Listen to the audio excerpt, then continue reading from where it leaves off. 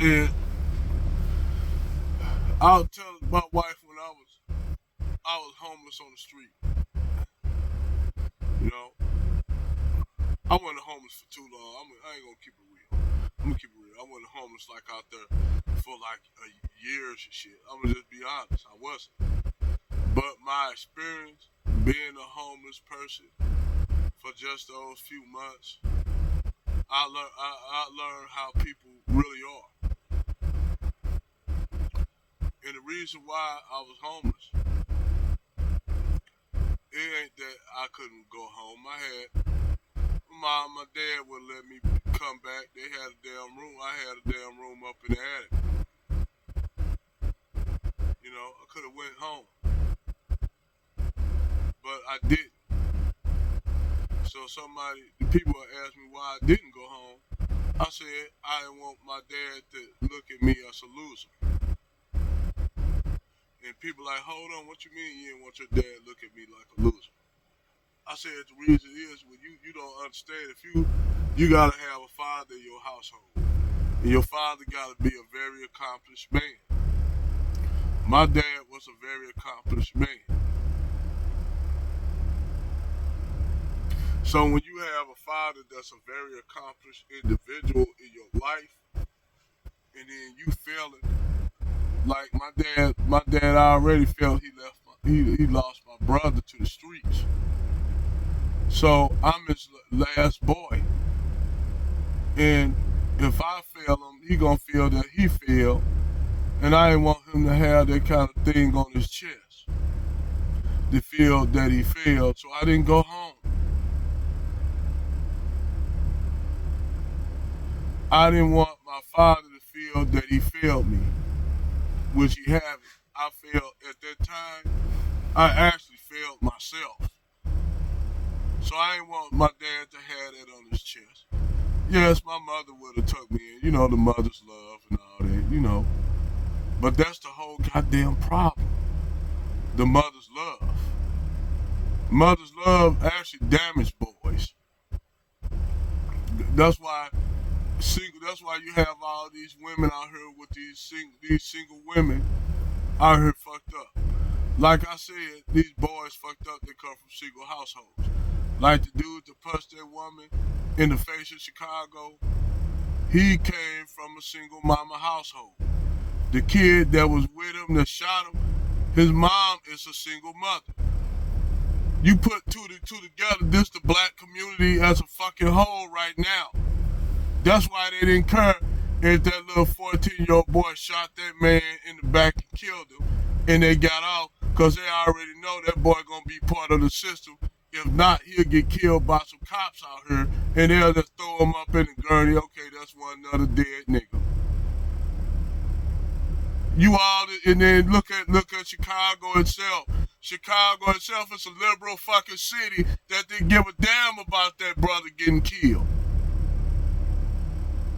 This is your fucking Democrats, your liberals, black people.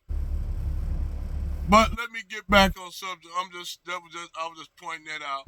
How these liberals are your Democratic Party, black party shields. They ain't nothing but snakes in the fucking grass, and they have bootlicks. They ain't no different than the conservative niggas. At least I have at least a little bit more respect for the conservative niggas than the liberals.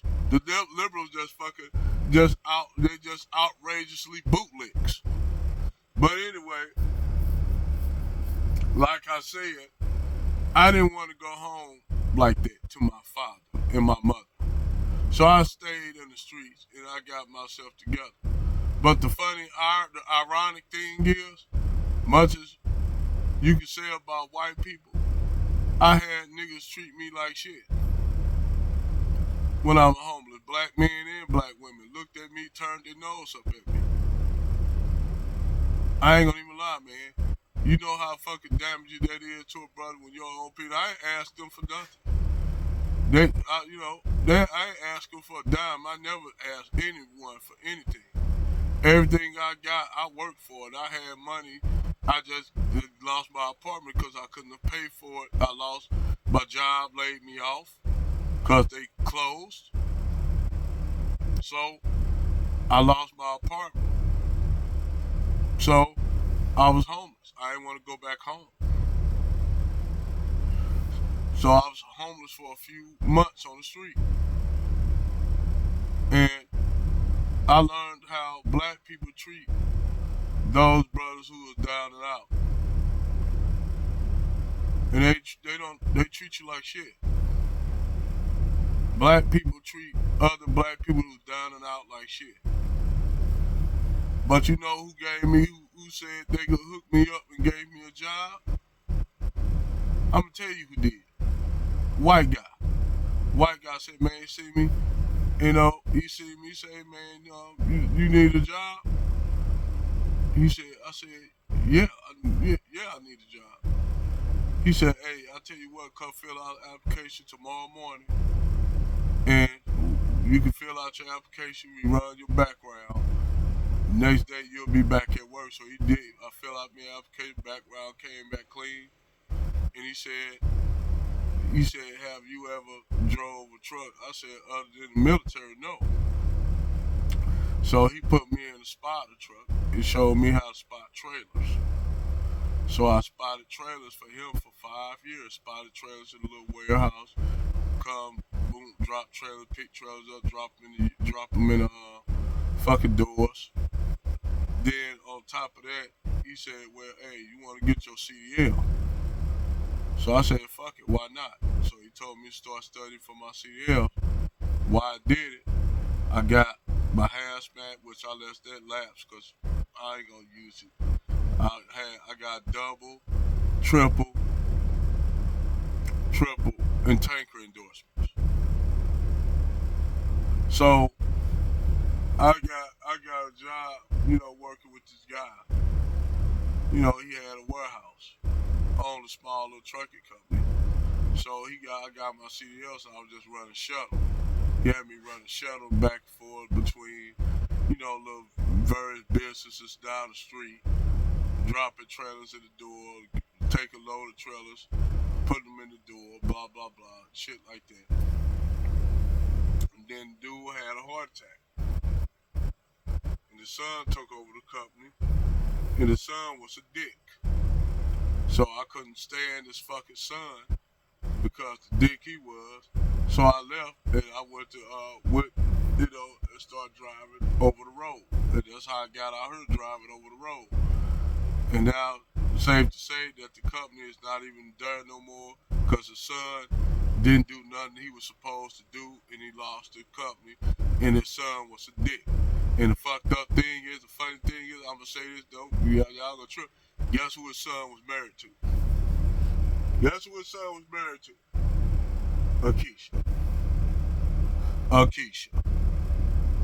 And the reason why men don't have beef and problems because his wife.